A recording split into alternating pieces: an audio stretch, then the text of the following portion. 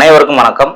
கடலூர் மாவட்டம் செம்மங்குப்பத்தில் பள்ளி வேன் மீது ரயில் மோதிய கோர விபத்தில் 3 மாணவர்கள் உயிரிழந்த சம்பவத்தை பத்தி நீங்க நம்ம பார்க்க போறோம். அதுக்கு முன்னாடி நீங்க ஈக்குவல் 53 சேனலை சப்ஸ்கிரைப் பண்ணீங்கன்னா சப்ஸ்கிரைப் பண்ணிக்கோங்க. மறக்காம அந்த பெல் பட்டனையும் கிளிக் பண்ணிருங்க.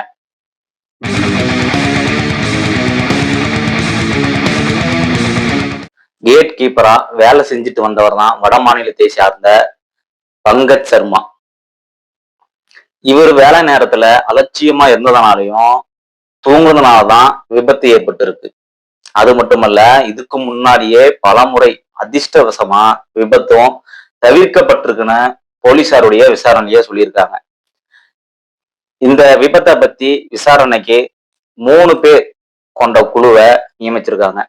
அந்த 3 பேர் கொண்ட குழு யார்கிட்ட விசாரணை பண்ணியிருக்காங்கன்னா, கேட் கீப்பர், லோகோ பைலட், துணை லோகோ பைலட், ரயில் மேலாளர், பள்ளி வேன் ஓட்டுநர் என 13 பேர்கிட்ட தனித்தனியா விசாரணை செஞ்சிருக்காங்க. இனிமேல் ரயில் விபத்து நடக்காம இருக்க ரயில்வே துறை முக்கிய உத்தரவையும் கொண்டு வந்திருக்கிறாங்க.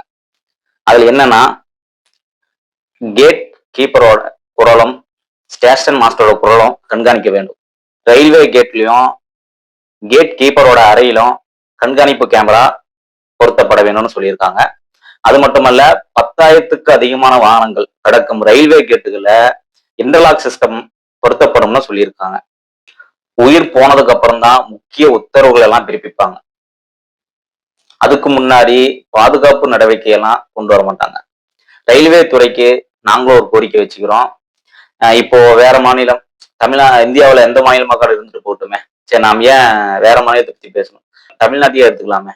இப்ப தமிழ்நாட்டுல இருந்து ஒருத்தரை நீங்க கேரளாவுக்கு கேட் கீப்பரா நீங்க வேலையை கொடுக்குறீங்கன்னா, அவருக்கு கேரளாவில் என்ன மொழி பேசுறாங்க, மலையாளம் பேசுறாங்களா, அந்த மொழி அவருக்கு தெரிஞ்சிருக்கணும். அப்படி இல்லையா, மலையாளம் யாருக்கு தெரியுதோ அவங்களுக்கு நீங்க அந்த வேலையை கொடுக்கணும். அந்த ஒருத்தருக்காக அந்த ரயில்வே கேட் சுத்தி இருக்கிற மக்கள் தமிழ் கத்துக்கணும்னு அவசியம் இல்லை. அதே மாதிரிதான் தமிழ்நாட்டிலையும். தமிழ்நாட்டுல நீங்க வேற மாநிலத்தை தவிர கேட் கீப்பரா நீங்க வேலையை கொடுக்குறீங்கன்னா அவருக்கு தமிழ் தெரிஞ்சிருக்கணும். இப்போ வேற மாநிலத்துக்கு நீங்க வேலையை கொடுக்குறீங்க, அவருடைய மாநிலத்தோட மொழி நாங்களாம் கத்துக்க மாட்டோம். அவரை ஃபர்ஸ்ட் தமிழ் கத்துக்க சொல்லுங்க, அதுக்கப்புறம் நீங்க வேலையை கொடுங்க. இப்போ நாங்க வேற மாநிலத்துக்கு வேலைக்கு போறோம்னா வைங்களேன், அப்ப எங்களுக்கு தேவைப்படுது. அப்ப நாங்க என்ன பண்றோம்னா, அந்த மாநிலத்தோட மொழி என்னவோ அதை நாங்க கத்துக்கிறோம். ரயில்வே கேட் கீப்பரோட அலட்சியமும் அவர் தூங்குறதுனாலதான் அநியாயமா 3 உயிர் போயிருக்கு.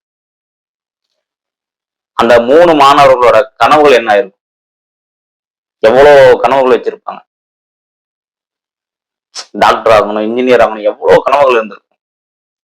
அதே மாதிரி தானே அந்த 3 பேரோட பெற்றோர்கள், அவங்க நம்முடைய பையனை பொண்ணை டாக்டர் ஆக்கணும், இன்ஜினியர் ஆக்கணும், வக்கீல் ஆக்கணும்னு எவ்வளவு கனவுகள் வச்சிருப்பாங்க. இப்போ அந்த பெற்றோர்கள் எவ்வளவு வலியை அனுபவிச்சுட்டு இருந்திருப்பாங்க.